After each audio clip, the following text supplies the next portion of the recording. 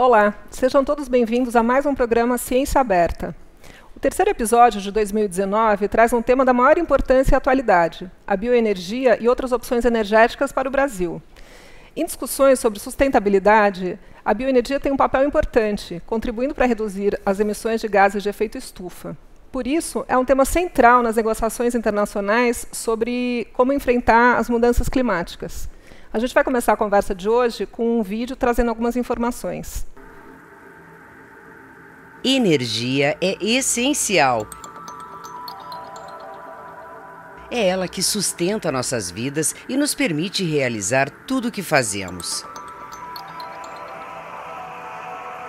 Em nosso planeta, a energia vem basicamente do Sol, seja por meio de reservas exauríveis estocadas no subsolo, como as de carvão mineral e petróleo, seja a partir de fontes renováveis. Entre as chamadas energias renováveis, destacam-se a energia solar direta, a energia eólica produzida pelos ventos, a energia hidrelétrica gerada pelas quedas d'água e a bioenergia extraída da biomassa. A bioenergia pode atender bem à geração de energia elétrica, importante nas residências e indústrias, e ser disponibilizada na forma de biocombustíveis, inclusive aeronáuticos, ambientalmente sustentáveis e economicamente competitivos. Em veículos elétricos, é possível integrar de forma satisfatória os biocombustíveis ao uso da eletricidade. Longe de ser uma alternativa energética convencional, a bioenergia vem tendo sua produção e uso aperfeiçoados com a incorporação de novas tecnologias e apresenta-se cada vez mais como a melhor opção em muitos contextos para a transição energética global. Com clima favorável e terra e água abundantes, o Brasil, que desenvolveu bastante seus recursos bioenergéticos, representa o futuro desejável para muitas nações. Os benefícios ambientais e socioeconômicos da opção pela bioenergia são cada vez mais evidentes em nosso país. Para debater o tema de hoje, nós temos conosco 3 especialistas.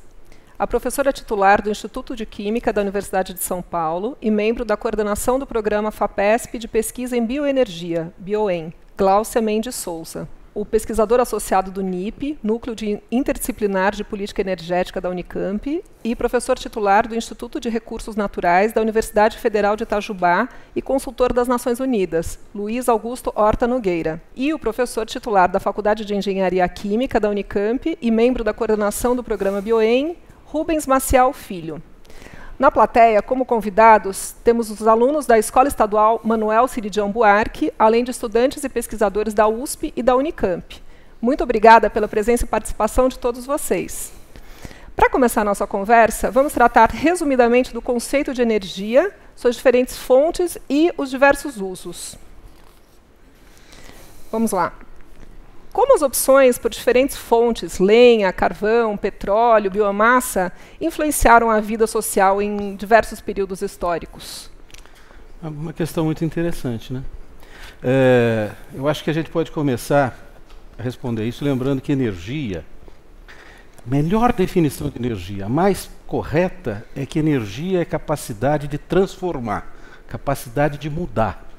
Não é só produzir trabalho, é muito mais. Então, como a sociedade moderna precisa de conforto, produção, ela precisa de energia. E essa energia que existe na natureza, existe nas tempestades, nas ondas do mar, no sol, que tem essa capacidade de transformar, é onde nós vamos buscar para atender os nossos serviços. Então, ao longo do tempo, né, desde o começo da nossa história aqui no nosso planeta, nós temos momentos importantes em relação à energia. Um deles, por exemplo, talvez o primeiro, é a descoberta de como fazer fogo, né? O fogo existia nos raios, nos vulcões, mas quando nós aprendemos a fazer fogo, 500 mil anos atrás, mais ou menos, existem registros das primeiras fogueiras, nós passamos a produzir cerâmica, metais. Então, o uso dessa energia foi muito importante. E muito provavelmente, certamente, foi biomassa, né? Foi lenha, a primeira energia. O segundo momento importante da nossa relação com energia foi a agricultura. A agricultura, há 10 mil anos atrás, já bem mais próximo do presente, nós começamos a buscar na natureza de forma diferente, a orientar a produção natural. E bem mais recentemente, agora há 200 anos atrás, um pouco mais, houve a Revolução Industrial, quando, intensificando o uso de energia, nós passamos a buscar energia no subsolo. Primeiro com carvão, depois com petróleo. Então, nessa história, nós fomos sendo cada vez mais vorazes no consumo de energia. Isso foi moldando a nossa sociedade. E hoje nós estamos gastando tanta energia, para vocês terem uma ideia, a cada segundo se queima nesse planeta 1000 barris de petróleo. Por segundo. Isso é uma piscina olímpica cheia de petróleo que desaparece por segundo. Imaginem num ano. Então, nós estamos frente a uma nova mudança. Acho que é disso que nós vamos tratar.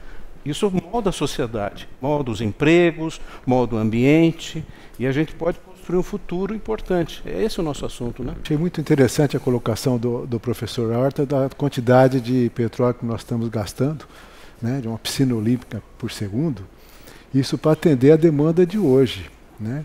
E se vocês olharem o consumo de energia de hoje, ele vai crescer muito se os países em desenvolvimento como o nosso e outros países bastante populosos, inclusive China, Índia, atingirem o nível de desenvolvimento maior. E não vai ter energia fóssil para tudo isso. Então, além da necessidade do meio ambiente, nós vamos precisar de descobrir novas formas de energia que atendam às necessidades da nossa sociedade, de vocês no futuro. E isso pode vir da biomassa. Isso tem a ver com a nossa próxima pergunta, que é a consciência de que o uso dos combustíveis fósseis não é sustentável, ela veio com a crise do petróleo nos anos 70. Né? E o que desencadeou essa crise? Então, veja bem, isso é uma pergunta interessante. O que vocês acham que desencadeia uma crise? Preço, custo, né? No começo dos anos 70, o petróleo passou de 25 dólares ou de 20 dólares ao barril para 50 de uma hora para outra. Dobrou o preço. Hoje está em torno de 80. Né? E nós nos acostumamos com isso, mas todo mundo reclama do preço. Então, a sustentabilidade sustentável tem 3 braços. É bom para você já aprender: o social, ambiental e econômico. O econômico a gente sente logo, né, no bolso. E o ambiental nós demoramos muito para aprender. Naquela época a gente não tinha ideia de que, por exemplo, fumar fazia mal, né, e que queimar combustível fóssil era um problema. Nós aprendemos com as consequências da natureza que estão sentindo hoje, o excesso de dióxido de carbono ou CO2 na natureza, gás de efeito estufa, vocês vão aprender bastante sobre esses assuntos, quando houve um consumo exagerado do petróleo, desses combustíveis fósseis, o petróleo, na sua vez, substituindo o carvão. Então ele teve uma fase de ouro que substituiu o carvão com benefícios financeiros, era mais barato, mas no começo dos anos 70 teve uma crise mundial geopolítica, por causa de guerras, o preço subiu e a sociedade, o Brasil muito dependente desse petróleo, falou: onde que eu vou conseguir energia agora? Com isso ele começou a buscar alternativas e uma delas foi a biomassa, o programa da utilização da cana, chamando Proálcool, que nós vamos discutir bastante dentro desse programa. É verdade. De fato, em 73, né, houve o choque do petróleo, em 79 ele ficou mais sério ainda, o Brasil precisou reagir, o programa do álcool foi uma dessas reações, mas essa consciência global de que nós temos limites ao crescimento surgiu em 72. Né? E uma reunião muito importante que houve em Roma, publicou-se um livro que se chamou Os Limites ao Crescimento, e que falou: olha, gente, não dá para continuar assim. Nós estamos indo para um caminho que é um caminho que vai desastroso. Nós precisamos buscar um novo modelo de crescimento. Né? E aí que começou esse processo dos anos 70 para cá, que vocês, mais do que nós somos mais velhos, vão viver isso de uma forma muito intensa, estão vivendo. Como a gente está no meio da transformação, a gente nem percebe, mas o mundo está mudando o seu perfil energético de uma forma sensível. E, bom, o Proálcool foi uma das respostas a essa crise, né? E foi um dos grandes investimentos na época no setor energético. Como esse programa afetou e modificou o uso de terra no Brasil? E hoje, qual é o percentual da área de lavoura dedicada à cana-de-açúcar, tanto em São Paulo quanto no resto do país? Ainda é muito pouco, né? Eu faço a minha primeira intervenção, não participei desse Clube de Roma que todo mundo está falando. 72, né? Eu ainda era uma criança nessa época, mas os meus pais tiveram que trocar o motor para um motor que era gasolina. Tivemos que mudar o motor para álcool naquela época. Todo mundo teve que adaptar o motor. Hoje em dia o motor é flex. Você pode usar o motor, se você quiser, para álcool ou para gasolina. Então, a gente teve uma evolução tecnológica que permite se usar para vários combustíveis. Mas, apesar da gente ter tido que fazer essa transição tecnológica e usar biocombustíveis numa escala bastante grande para atender, inicialmente, uma questão de segurança energética, né, que o Brasil começou o uso de biocombustíveis por uma questão de segurança energética. A gente não teria como suprir a matriz energética com petróleo nos anos 70, porque a gente era dependente, né, de importações, etc., não tinha dinheiro. Então, a gente optou por vamos usar terra, vamos usar os nossos recursos, dá para fazer etanol, dá para usar etanol na frota, dá para converter a frota para rodar com etanol, vamos rodar com etanol. Então, fizemos uma transição na marra, na necessidade, foi feita. A quantidade de terras que foram necessárias para fazer isso não são tão... não é tão relevante, assim, não é a questão, na verdade, porque a gente usou uma planta, que é cana-de-açúcar, que é muito produtiva. Então, até hoje, considerando que 18% da nossa matriz energética é derivada de cana-de-açúcar, a gente está usando 1% da terra plantada no Brasil para cana, sendo que, na verdade, 0,5% é para etanol, porque o outro 0,5% é para açúcar ainda. Isso eu estou arredondando, porque mas é mais ou menos isso. Então, tudo isso que a gente tem, que colocou o Brasil na vanguarda, que colocou o Brasil como líder de uma bioeconomia mundial, exemplo de tecnologias renováveis para a biomassa, foi feito com pouco uso da terra.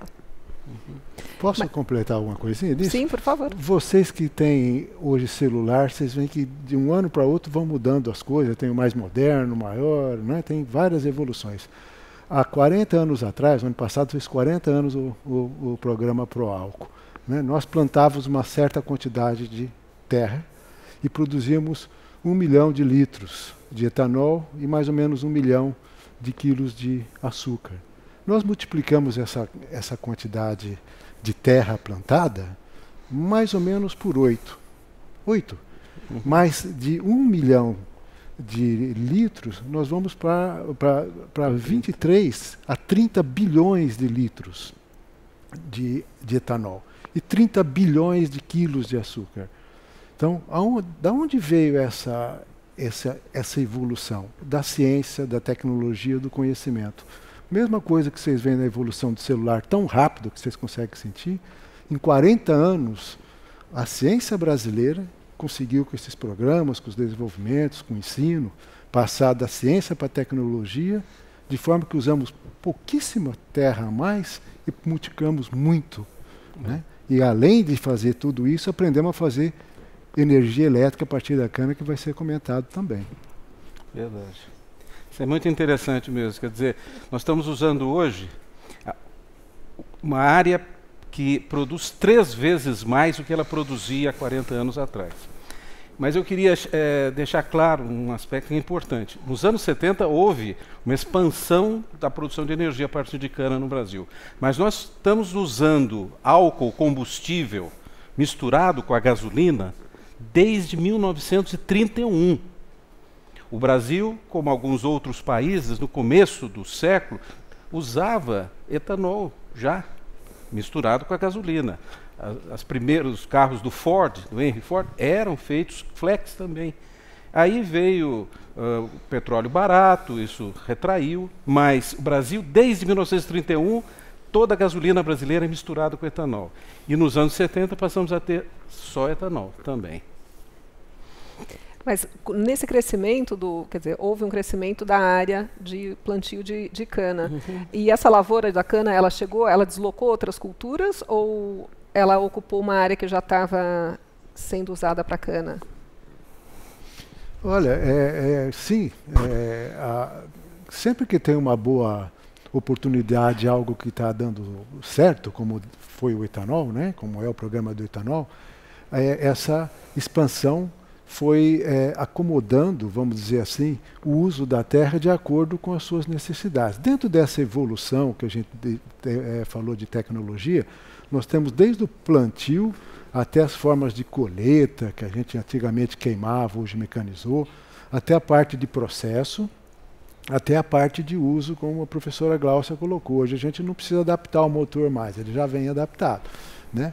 Mas, então, tem terras que foram observadas como sendo mais adequadas para produzir cana. A cana tinha uma produtividade maior. Então, naturalmente, o que era, por exemplo, produzido café, ali, muitas vezes aqui no estado de São Paulo, tinha café, tinha mais vacas de leite do que tem hoje, e nós conseguimos, foram observados que a produtividade da cana era melhor aí.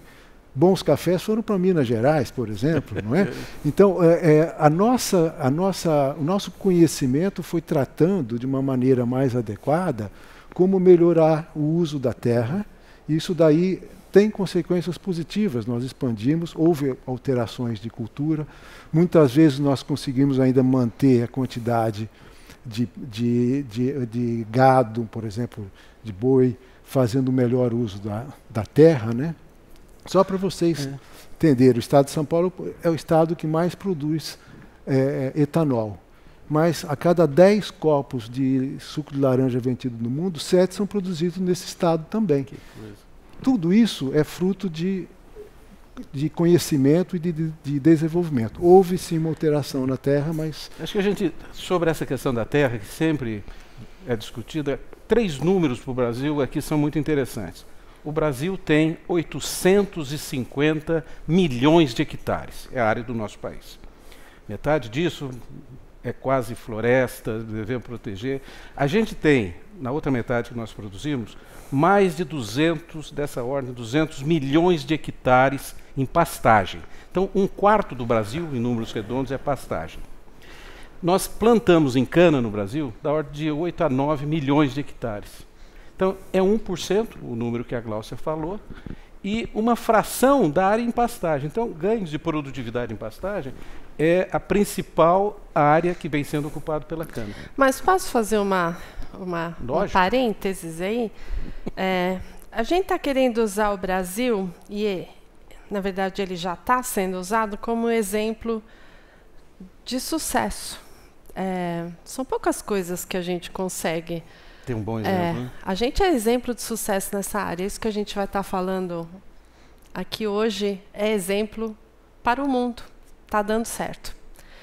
E eu acho que é bom a gente colocar no contexto mundial o que significa essas terras que o professor Horta e o professor Rubens estão falando. Porque todo o biocombustível, em primeiro lugar, a gente não consegue viver sem combustível líquido. Okay? A gente ainda está numa matriz energética que precisa de combustível líquido.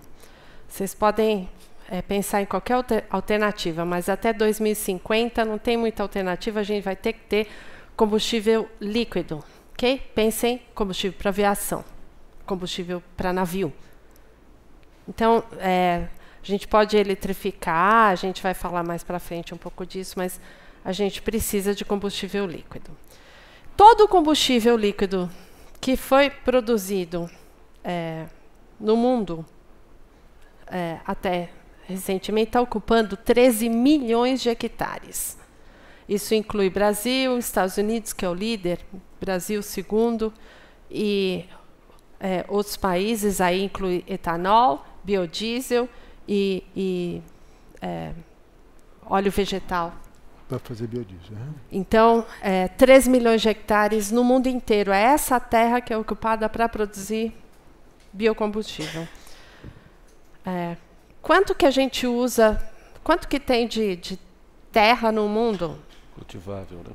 Quanto tem de terra no mundo? 3 bilhões de hectares. Quanto tem de terra para agricultura no mundo que está sendo utilizada para comida? 3 bilhões de hectares. Quanto tem de terra para pastagens? 3 bilhões de hectares. Eu estou falando de 13 milhões. Eu não estou falando de bilhões, estou falando de milhões. É uma fração de uma fração que está resolvendo localmente para o Brasil quase 20% da sua matriz energética. Ok? Então, a gente está falando de uma coisa que resolve, em escala global, um problema que é de séculos, né, que a gente está usando petróleo, 2 séculos que a gente tem usado petróleo, e que se imagina não tem solução, tem solução. A gente vai, ao longo desse programa mostrar como existe solução para essa substituição.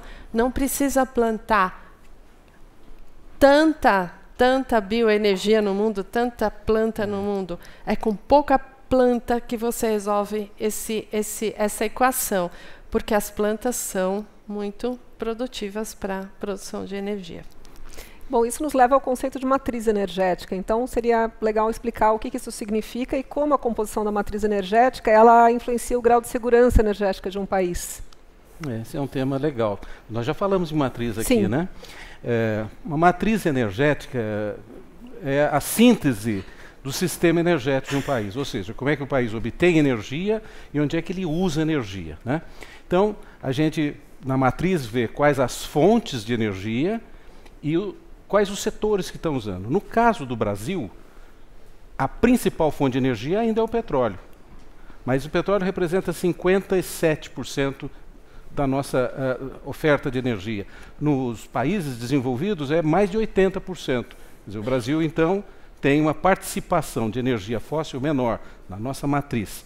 Depois contribui também na matriz energética brasileira, além da cana, os recursos de biomassa, a energia hidráulica é muito importante no Brasil. Muito bem, essa é a matriz do lado da oferta. Do lado do uso, do consumo de energia, os 2 setores que mais usam energia no Brasil, mais ou menos 1/3 cada um deles, próximo disso, é a indústria, o que é muito bom, porque ela produz bens, isso é economia atuante, e o setor de transporte, um país continental que nem o nosso, tem distâncias importantes. E o outro 1/3 que falta são as nossas residências, o comércio, a agricultura. Isso é uma matriz energética de um país. E é muito importante que essa matriz, dentro dessa transição, que eu já comentava há pouco, para o mundo mais renovável, que essa transição introduza energias que sejam sustentáveis, ambientalmente adequadas. No mundo inteiro esse processo está acontecendo. E na área de eletricidade está funcionando bem, porque entra eólica, entra solar, entra biomassa gerando eletricidade. O setor que permanece ainda fortemente dependente de energia fóssil é o setor de transporte. Pouquíssimos países como o Brasil, que é o líder nesse processo, e é uma coisa que nós somos o exemplo para o mundo, estão adotando energia renovável na intensidade do Brasil. Os outros países ainda estão muito dependentes do petróleo, né? Que é algo que nós estamos insistindo com vocês, porque essa é a e eu queria insistir, se eu posso te interromper, Horta, já interrompeu, que essa transição ela é irreversível. Inevitável. Inevitável, irreversível. Vocês não vão ter outra opção a não ser adotar uma economia de baixo carbono. Daqui para frente, a regra vai ser essa. O que a gente vai ter é que premiar quem conseguir fazer isso. Se você está desenvolvendo uma nova indústria, se você está aplicando para um novo emprego, se você está desenvolvendo uma nova carreira, pense em se dedicar a uma indústria de baixo carbono.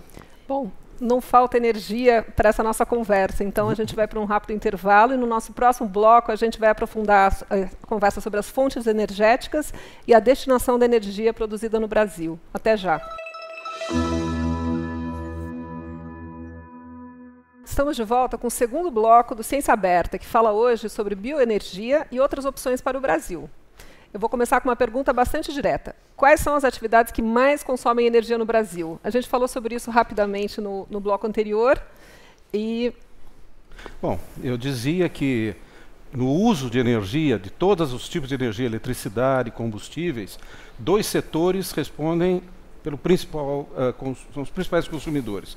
É a indústria e o setor de transporte, né? Cada um deles 1/3. O outro terço são todos os demais setores. E isso é interessante. Cada vez que nós experimentamos um período de desenvolvimento, essas 3 parcelas crescem e crescem bastante, né? E aí nós já tivemos caso de apagões dentro do Brasil. É verdade. Né? E ainda temos uma energia relativamente cara comparada com alguns países industrializados. O Brasil é a 8ª economia do mundo, e para a gente evoluir mais, né, e ter um desenvolvimento econômico mais sustentável, então, nos 3 pilares, social, ambiental e financeiro, econômico, nós precisamos ter energia mais barata, mais limpa, né, que tenha um abatimento de CO2 e que sejam, vamos dizer assim, acessíveis para os 3 setores, né? Setor industrial, o nosso desenvolvimento como pessoas que vão cada vez requerer mais energia elétrica, e transporte. Né? Verdade. Bom, segundo dados da Agência Internacional de Energia, o Brasil é o país que mais utiliza biomassa, como vocês estavam comentando no bloco anterior, para a produção da energia. Mas a gente não falou muito sobre quais são as matérias-primas disponíveis para a produção de bioenergia no Brasil e em que setores isso pode crescer. O Brasil ele é visto como um país que pode não só ser exemplo de sucesso de uma transição para uma matriz baseada em biomassa, mas como um provedor de energia que possa auxiliar outros países a fazer essa transição. Então, a gente pode ser exemplo de tecnologias que são aplicadas, de exemplos de políticas públicas, de tecnologias que a gente pode exportar, de ciência que a gente pode aplicar, de exemplos, né? A gente já está vendo isso e pode discorrer um pouco mais sobre como o Brasil é exemplo para países em desenvolvimento que não querem seguir a rota que os países desenvolvidos seguiram de desenvolvimento baseado em energias fósseis. Então, a gente não necessariamente tem que seguir o exemplo, a rota de desenvolvimento que outros países seguiram. A gente pode inovar aí. Primeiro lugar, o primeiro exemplo que a gente pode dar é cana-de-açúcar. Cana-de-açúcar é a planta para alimento e energia com a maior tonelagem do mundo, tonelada por hectare. Produtividade, né? Não, a maior biomassa do mundo vem de cana-de-açúcar. Então, é uma planta super produtiva que você pode, em paralelo com produção de alimentos, que você faz primeiro açúcar, depois você pode, a partir de melaço e de bagaço, fazer energia. Já existe tecnologia para fazer isso. Então, primeiro lugar, primeiro exemplo de biomassa, cana-de-açúcar. Segundo, árvores que cresçam rápido.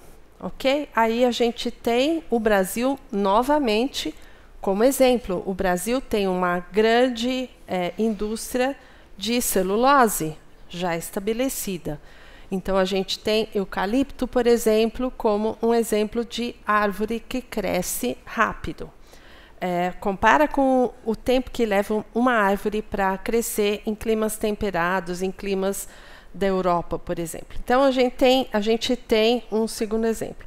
Terceiro, a gente tem 1 bilhão de toneladas de resíduos da agricultura que poderiam ser utilizados para produção de energia.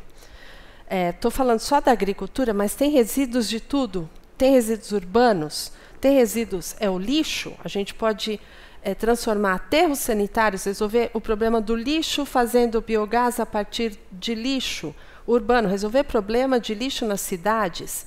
Então, aí você já está ampliando um pouco mais isso.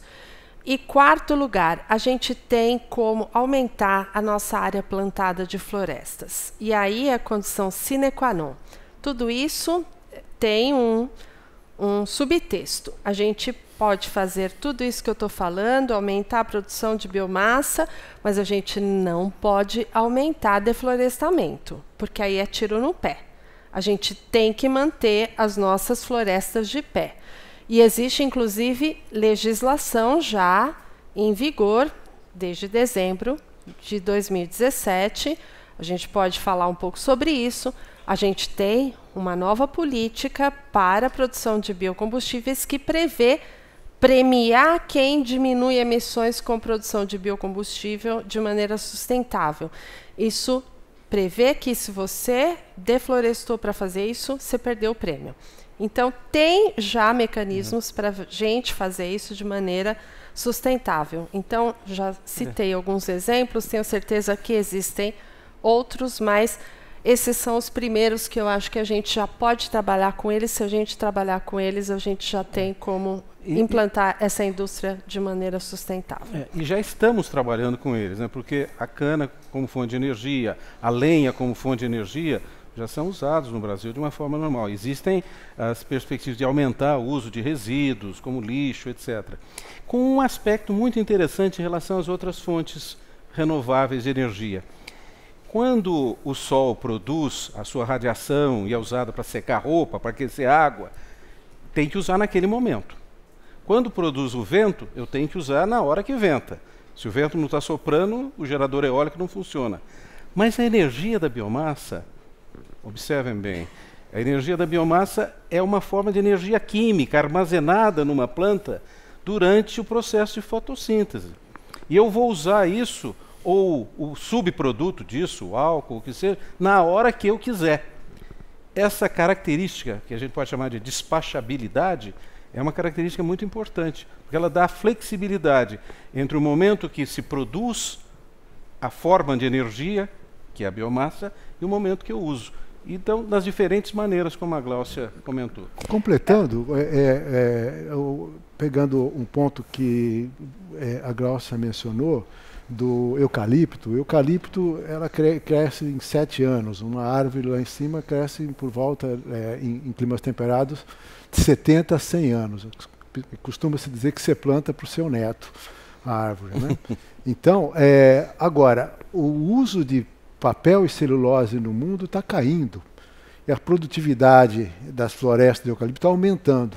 Então, a segunda biomassa, que vai vir com muita força para ser explorada, que precisa agora de tecnologias que tão boas quanto de transformação dessa biomassa em produtos químicos, seja para biorefinaria, para usar em outros produtos, ou para combustíveis, certamente vai ser o eucalipto. E nós somos um país de agronegócio. Então, os resíduos da agricultura são fontes... E o que o Rubens não mencionou aí é que dá para fazer a partir de madeira bioóleo. Dá para fazer petróleo a partir de... Ia citar depois, é uma surpresa.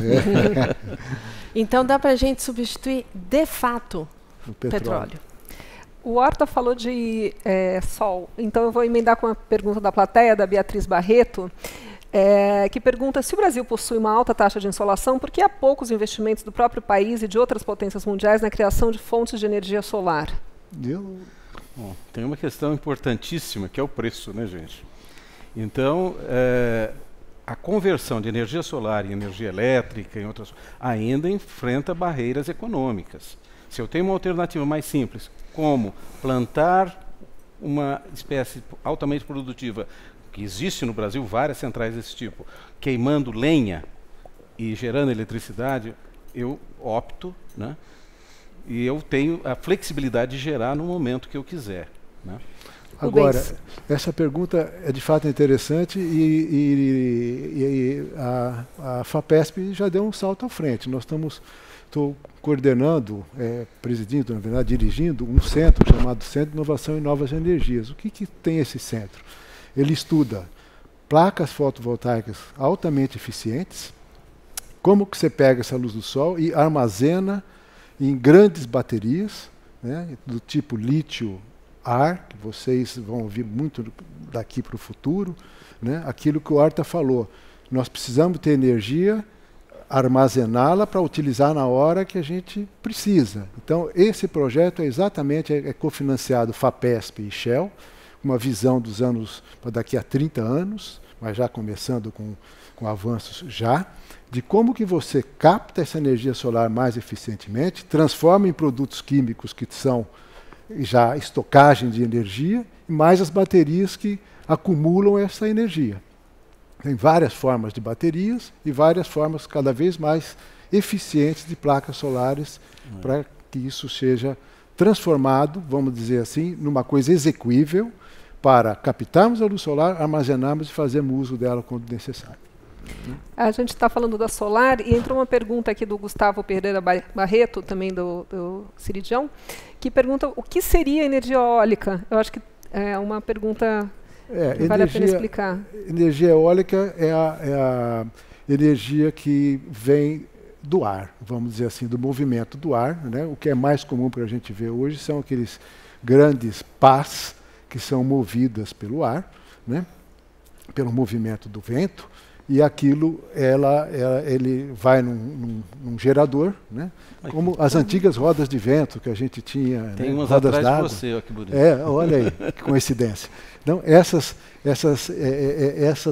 grandes pás, elas fazem com que o movimento do vento seja acumulado, ou a energia que seja gerada por esse movimento de rotação, transformado ou acumulado. O grande problema aí é a hora que para de ventar. Isso.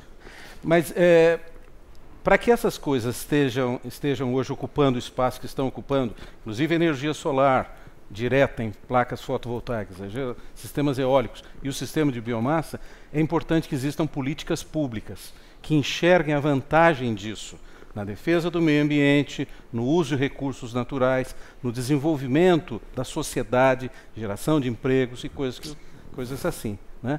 E temos tido políticas públicas no Brasil nas últimas décadas que de alguma forma vieram promovendo isso. É preciso que essas coisas prossigam, né? Isso tudo é a transição que nós estamos falando. Em geração de energia elétrica vem acontecendo.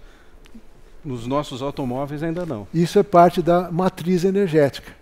Uma hora é biomassa, células fotovoltaicas, energia eólica, né, biogás, tudo isso compõe um conjunto de possibilidades de energia que nós podemos utilizar. Bom, a gente tem muito potencial, né, na cana, mas também existem algumas desvantagens, né, na produção de etanol de cana-de-açúcar. Eu acho que seria legal a gente terminar esse bloco falando um pouquinho sobre... Todos têm, mas... para isso é interessante, né?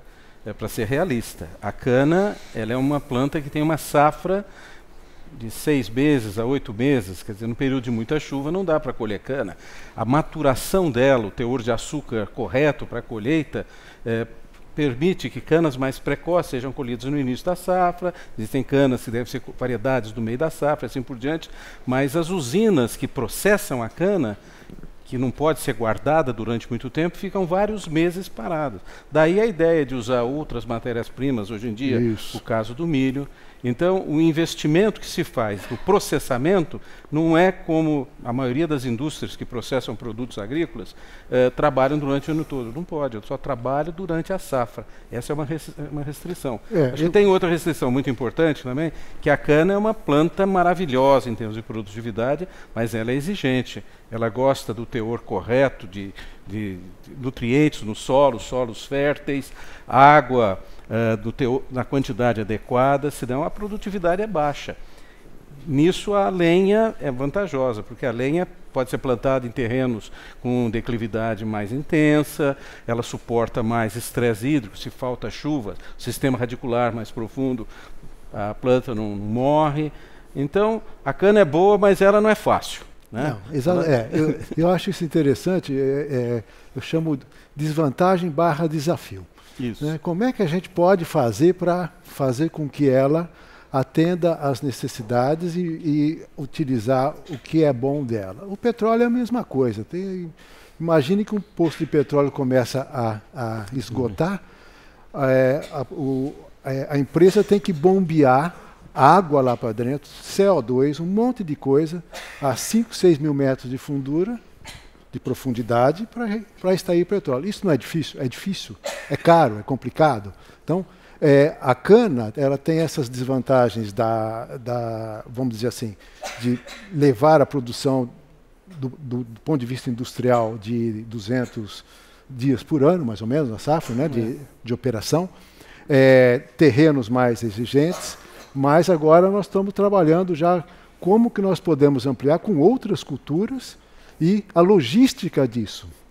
Como é que eu carrego a cana? Isso está dentro de sustentabilidade, então tem toda uma engenharia, todo um conhecimento, uma ciência que nós estamos desenvolvendo e muito bem e aprendendo novas coisas, que isso vai ser transportado para outros setores da agricultura, né? Gerando desenvolvimento e conhecimento para muitas outras áreas, além da parte de biocombustível e da cana-de-açúcar em específico. Bom, nós vamos para mais um rápido intervalo e no próximo bloco nós vamos falar de energia e vida cotidiana e de outras opções renováveis para o futuro. Até já! Voltamos ao terceiro e último bloco do programa, que traz agora um assunto importante e atual, a bioenergia e outras opções para o Brasil. Bom, a gente falou rapidamente no outro bloco sobre a produção de etanol de primeira e segunda geração. Então, seria importante a gente entender do que estamos falando, o que é etanol de primeira e de segunda geração. Rubens? Isso é importante. O etanol de primeira geração é o etanol da rota bioquímica que vem da fermentação do caldo da cana. É o que nós já conhecemos hoje, né? Você moe a cana, retira o caldo, faz um tratamento, vai para a fermentação com micro-organismo muito eficiente, chamado Saccharomyces cerevisiae, e ele produz um vinho, quer dizer, mistura de água com álcool, e isso vai para uma coluna de destilação ou peneira molecular, ou um processo de separação que separa no álcool da água, e nós temos o álcool anidro ou hidratado. O anidro que é misturado à gasolina e o hidratado é que você coloca direto no seu tanque. O etanol de segunda geração é aquele que é feito, no caso da cana, do bagaço da cana. Você pega o bagaço, faz 3 operações, uma delas chama pré-tratamento, para deixar o bagaço mais, vamos dizer assim, exposto, desconstruir aquela matéria mais rígida, vai para uma parte que a gente chama de hidrólise, para você separar os açúcares que são fermentescíveis, e aí você fermenta novamente e vai para produzir o etanol de segunda geração. Então, tudo que vem num resíduo que não é o açúcar diretamente, a gente chama de etanol de segunda geração. Essa é a rota bioquímica. E existe uma terceira, rota termoquímica, que é a gente fazer um produto químico chamado gás de síntese, que é a mistura de CO2 e hidrogênio, a partir da combustão, da queima, vamos dizer assim, do bagaço ou de outros resíduos, e com ele você transforma quimicamente em etanol e outros produtos químicos. Então, o etanol de segunda geração é aquele que não vem diretamente do açúcar, vamos dizer assim, extração do açúcar direto da cana, sendo bem simples, né? E o etanol de segunda geração é um dos focos do Bioem. Glaucia, você podia contar para a gente um pouco sobre o que é o programa de pesquisa em bioenergia da FAPESP? Bom, o Bioem ele começou em 2009, então a gente já está fazendo 10 anos de programa, são 300 projetos financiados, mais de 400 pesquisadores, a gente já teve 500 bolsas financiadas no Brasil e no exterior, 150 pequenas empresas também financiadas pelo programa. Ele cobre todas as áreas da bioenergia. Então, aí a gente tem biomassa, pesquisa nos aspectos agronômicos, de melhoramento da biomassa, biotecnologia, engenharia de processos, tecnologias de conversão, produção de biocombustíveis, os diferentes biocombustíveis. Então, aí a gente está falando de etanol, mas está falando de biodiesel, está falando de querosene, de aviação, está falando de novas aplicações, novos biocombustíveis, biobutanol, por exemplo. Então, ele avança na fronteira para gerar novas opções a partir de biomassa. Na fronteira também, a gente quer um novo modelo de refinaria, agora baseada no bio, então é uma biorefinaria. A gente substituir tudo aquilo que a gente usa do petróleo com biomassa. Então, a fonte é carbono, não do petróleo, mas que venha de biomassa e que possa ser renovável. Aí você tem todos os plásticos, os polímeros, os solventes, cimento, catalisadores, tudo aquilo que você, no seu dia a dia, se você olhar a indústria de fármaco, de alimentos, todo mundo usa produtos do petróleo. A gente tem que substituir tudo. Aí tem o uso final. Então, não adianta você mudar a fonte se você não mudar o uso final. Então, quer dizer, os motores têm que ser melhorados, têm que ser mais eficientes. Então, aí tem aplicações para aviação, tem motores híbridos, tem motores elétricos, tem motores a células de biocombustível e outras opções. E aí, a questão de impactos. Então, quais são os impactos dessa transição? Impactos sociais, impactos ambientais, impactos econômicos. Tudo isso que a gente está falando tem que ser melhor do que está aí. Né? O que está aí a gente está vendo que não está bom. Então, como é que a gente faz melhor? Como é que a gente faz tudo isso ser economicamente viável? Vale a pena? Gerar mais empregos? Como é que isso aí pode gerar riqueza rural? Como é que isso aí pode gerar inovação? Como é que isso pode preservar os ecossistemas? Como é que eu posso preservar a biodiversidade? Como é que eu posso aumentar a produção de alimentos com bioenergia? Então, aí são os aspectos transversais. Então, o BioEn ele cobre todos esses aspectos. A gente conversou sobre alguns pontos, mas seria para vários programas, né? A gente cobrir tudo isso. Bom, antes da gente começar a discutir o tema desse bloco, que é alternativas energéticas para o futuro, seria importante a gente falar um pouco sobre quanto de energia o brasileiro consome em média e também quais são as desigualdades de consumo em função da renda, né, do consumidor e da região do país considerada. Horta. Essa é uma coisa interessante. O brasileiro, nós, gastamos uma quantidade de energia que é muito próxima da média global em valores per capita. Nós gastamos ao redor de 1 tonelada equivalente de petróleo por ano, cada um de nós. Isso são ao redor de 7 barris de petróleo. Se nós pegarmos todos os nossos usos ao longo do ano, para nos movimentar, para preparar comida, para a geladeira funcionar, para tudo isso, dá uma TEP, tonelada equivalente de petróleo. Agora, isso é uma média, e a média esconde, às vezes, diferenças muito grandes. Existem pessoas, né, que gastam muito menos, estão num nível de consumo muito baixo. Precisamos melhorar a condição de acesso delas a mais energia, energia com qualidade. Ao mesmo tempo, existem pessoas que estão usando muito mais energia, 10 vezes mais. Então, elas precisam praticar eficiência energética. Existe uma simetria no uso de energia. E essa simetria existe na sociedade também. Isso dá a oportunidade de falar de um aspecto importante da bioenergia.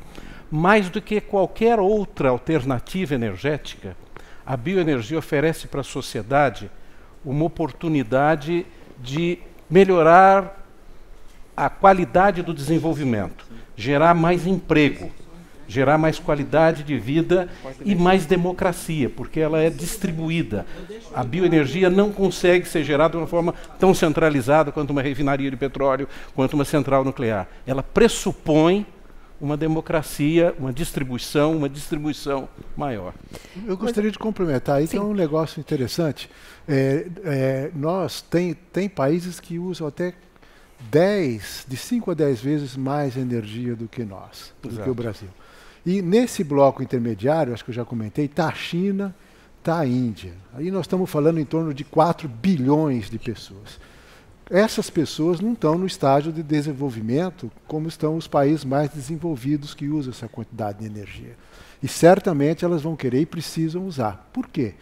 A energia está associada com a qualidade de vida, com o índice de desenvolvimento humano. Quanto mais energia um país tem, maior é o IDH deles. Maior o IDH, maior a educação e melhor a condição de saúde, maior a longevidade. Todo mundo quer viver bem e melhor.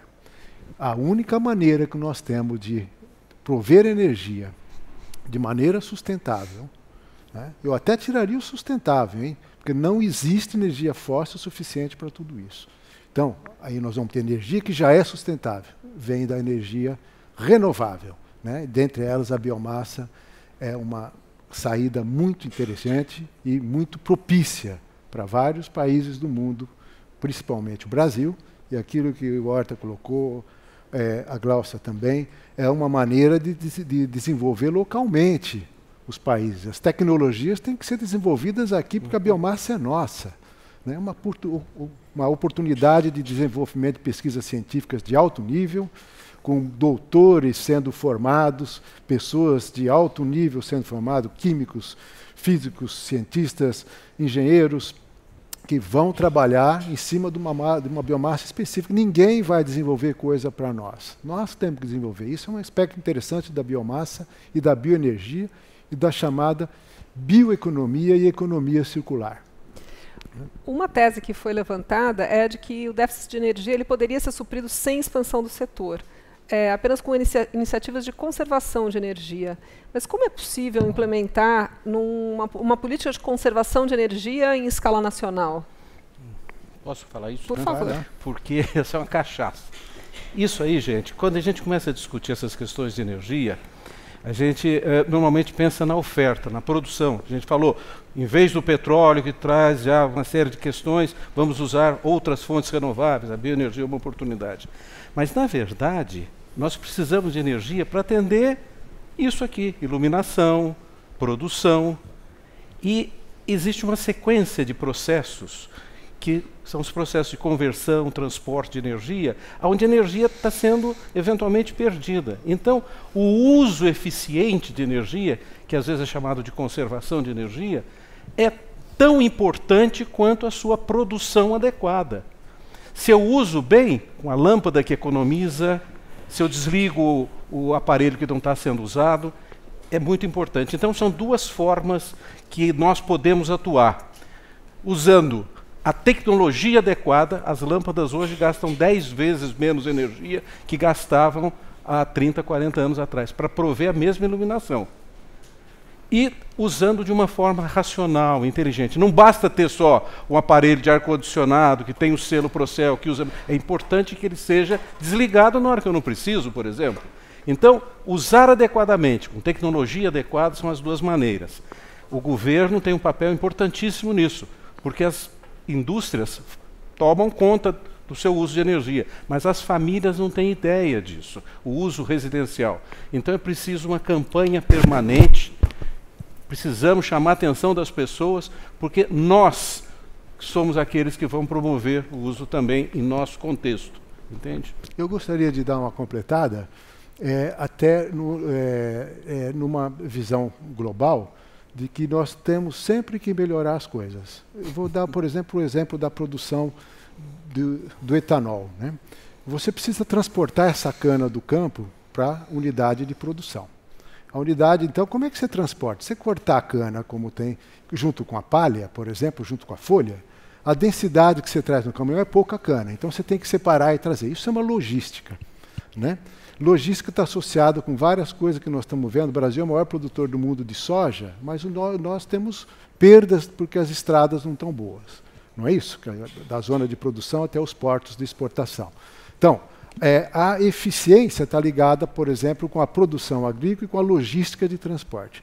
Lá na parte de conversão, que o Horta citou, que a Glaucia citou, que é parte do programa Bioem, na hora que nós produzimos o etanol, libera CO2. CO2 é uma fonte de carbono. Hoje ela é desprezada. Vamos pegar essa fonte de carbono e vamos utilizá-la como insumo para um produto químico. Então, a vinhaça, que é um subproduto, hoje ela é jogada na terra como um agrofertilizante. Que tal se a gente fizesse biogás com ela? Né? Então, a eficiência vai desde o conceito de termodinâmica, que é utilizar melhor, ter equipamentos e produtos mais eficientes, até nós olharmos para os processos de uma maneira que as coisas são finitas e que nós podemos tirar o máximo possível dele para, vamos dizer assim, ter uma eficiência maior daquilo que nos é dado. O que nós podemos tirar da cana? A palha fica jogada ali. Então, vamos explorar um pouco mais disso. Posso fazer uma intervenção? Tem uma nova legislação para premiar quem for mais eficiente. Se chama RenovaBio.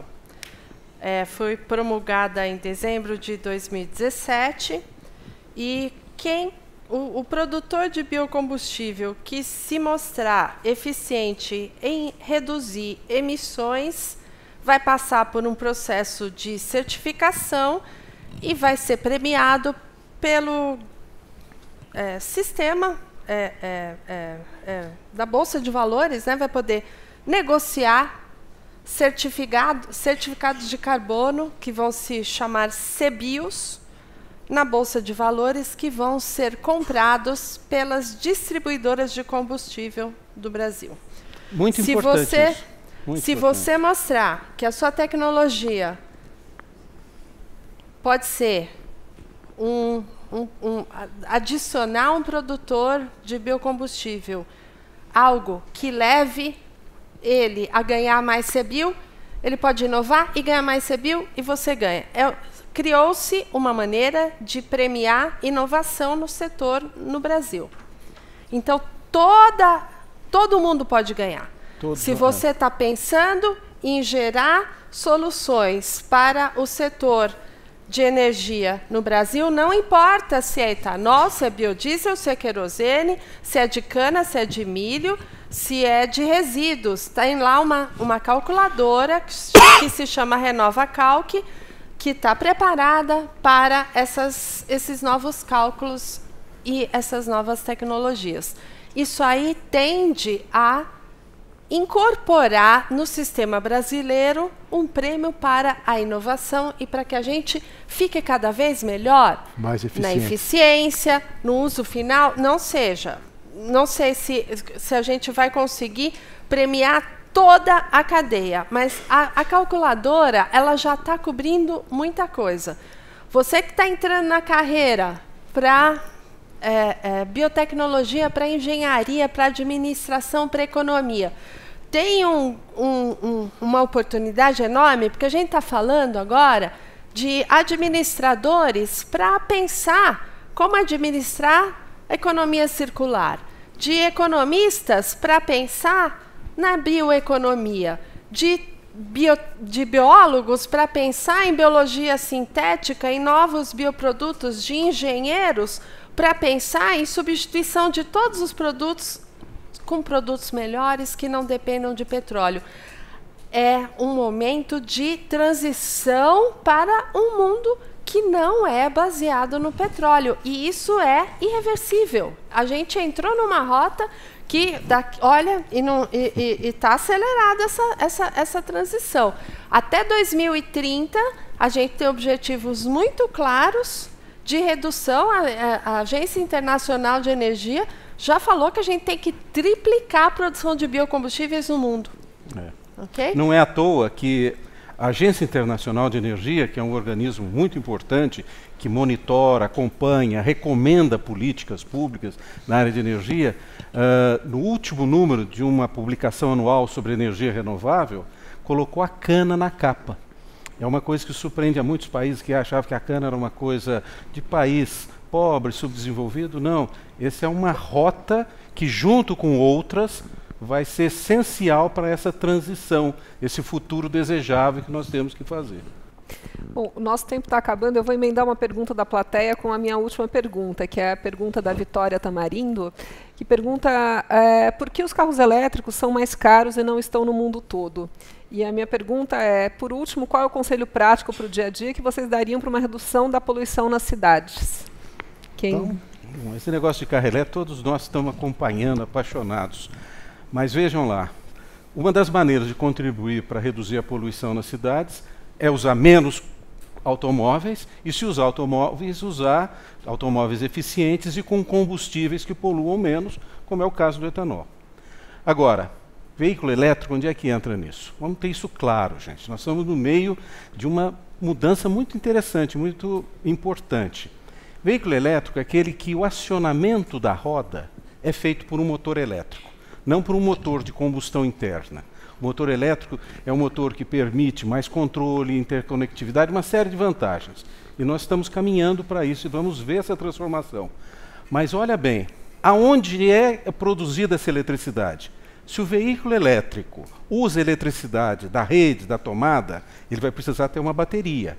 Essa bateria custa cara, pesa muito, tem uma vida relativamente limitada e vai exigir uma rede elétrica muito mais cara do que essa que nós já temos. Então é pouco provável que o veículo elétrico, a bateria, seja o veículo elétrico que vai predominar. Mas existe a possibilidade de produzir eletricidade no carro, no veículo, com um motor de combustão interna ou com tecnologias novas. Uma delas é a célula de combustível. Tem tecnologias que nós colocando álcool, obtendo hidrogênio do álcool, ou o álcool direto, eu produzo eletricidade. E é uma das maneiras mais baratas de produzir hidrogênio, por exemplo. Então, o veículo elétrico ainda é caro, vai ser importante, cada vez mais importante, mas a bioenergia, e o Brasil está numa posição privilegiada nesse processo, porque nós já temos isso implantado, é a maneira talvez mais fácil e mais econômica e mais eficaz em termos de emissões de promover a eletrificação. A associação de biocombustíveis e as modernas tecnologias veiculares é a forma de promover a mobilidade elétrica a curto prazo e de uma maneira correta. Eu gostaria de complementar. Eu também quero. Todo mundo. Nós temos um centro exatamente estudando isso, que é o CINE, que eu falei para vocês. Vocês procuram no Google, CINE, né, que é um projeto FAPESP, inclusive, de grande porte. A ideia é exatamente essa que o professor Horta colocou, no sentido do desenvolvimento de baterias que sejam mais leves e que tenham uma longa duração, né? E são as baterias de lítio-ar, que a gente chama, né? Então tem uma reação química, eletroquímica ali dentro, que vão propiciar com que essas baterias sejam recarregadas muito mais rapidamente do que são hoje. Os supercapacitores, que estão vindo aí para ônibus, por exemplo, que você carrega por indução, o ônibus vai chegando no ponto, quando ele chega para carregar as pessoas, ele já está carregando e anda mais 5, 6 quilômetros. Todas essas tecnologias, elas vão constituir também uma matriz de transporte, né? E nós estamos de novo numa situação privilegiada, porque se nós temos energia renovável, energia elétrica renovável, o carro elétrico é eficiente, não emite, e a energia limpa, nós estamos reduzindo, não só diminuindo a emissão de CO2. E é aquilo que o professor Horta colocou. Os motores híbridos, eles são um caminho interessante para essa transição do conhecimento, do aprimoramento das baterias, para que nós cheguemos a um ponto onde se barateie as baterias para um carro puramente elétrico. Cláudia. Eu não sei se vocês notam, mas quando vocês vão abastecer o seu carro num posto de gasolina, tem épocas do ano que vale a pena colocar, você tem um carro flex, que vale a pena colocar álcool e às vezes vale a pena colocar gasolina. Então tem o preço da paridade, então você tem uma paridade do preço e você num certo momento, que vai mais ou menos a 70%, você, na entre-safra da cana, você tende a colocar gasolina em vez de colocar etanol. Não façam isso, coloquem etanol.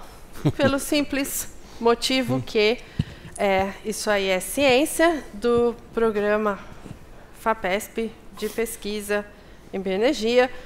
Quando você coloca gasolina, e a cidade de São Paulo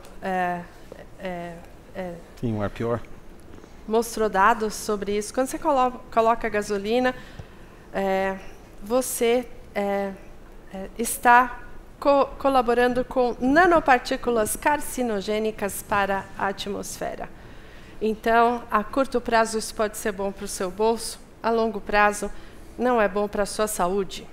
Ou seja, etanol é melhor do ponto de vista de saúde e tem uma lista de poluentes, e aí eu não vou gastar os poucos segundos que eu tenho para listar, mas etanol é melhor para a saúde do ar. Então, é menos poluente do que gasolina. Então, quando você tiver que... Se você tem um carro flex, tomar essa decisão, põe gasolina ou põe etanol. E a cidade vai ficar mais saudável.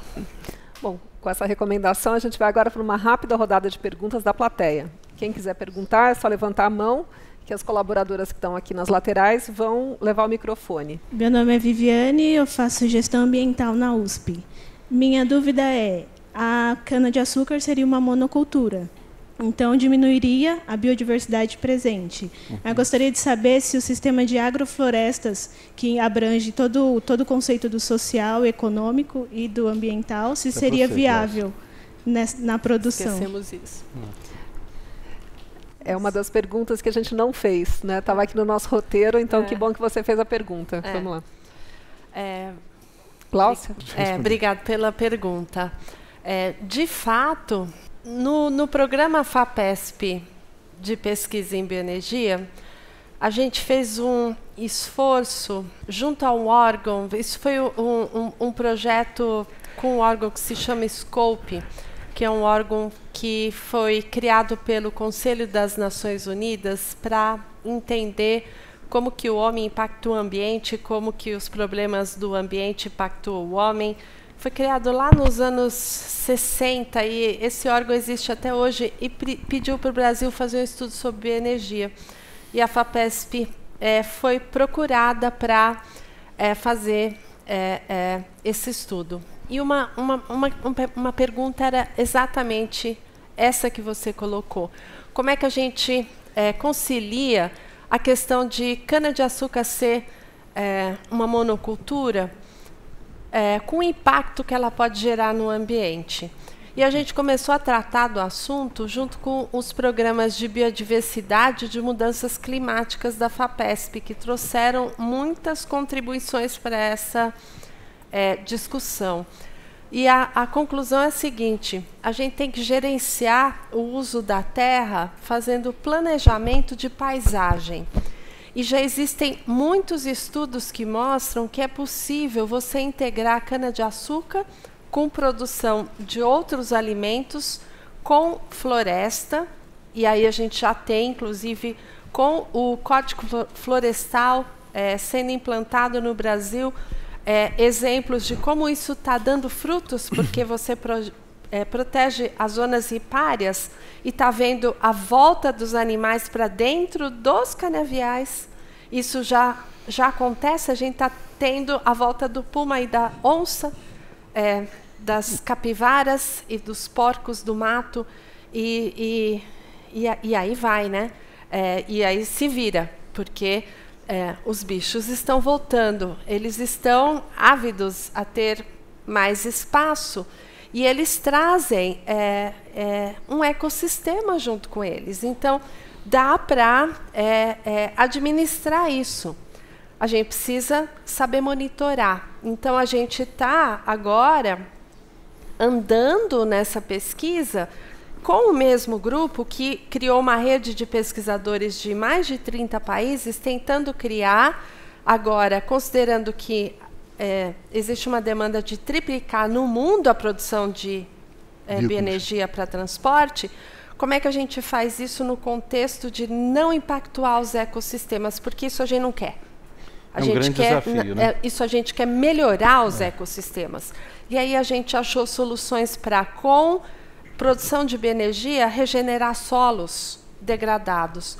Com produção de bioenergia, regenerar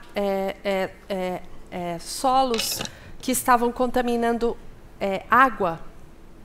Então, a bioenergia filtrando, a planta para a bioenergia, filtrando a água que vai para o sistema hídrico. A gente acha em sistemas que você coloca a bioenergia que estavam degradados, mais polinizadores, melhor do que um pás degradado, por exemplo, e matéria orgânica acumulando no solo. Então, são evidências científicas de que se você coloca essa integração para funcionar, que não é fácil, é novo, né? A gente quer ir nesse caminho, mas não é fácil, tem benefícios para outras coisas. Como é que a gente faz essa economia andar? É com vocês, né? Vamos ver se a gente faz isso. Mas é um tópico de pesquisa, é um tópico de desenvolvimento. A pergunta é muito boa e é um grande desafio. Quer dizer, nós produzir de uma forma realmente sustentável, preservando, valorizando a biodiversidade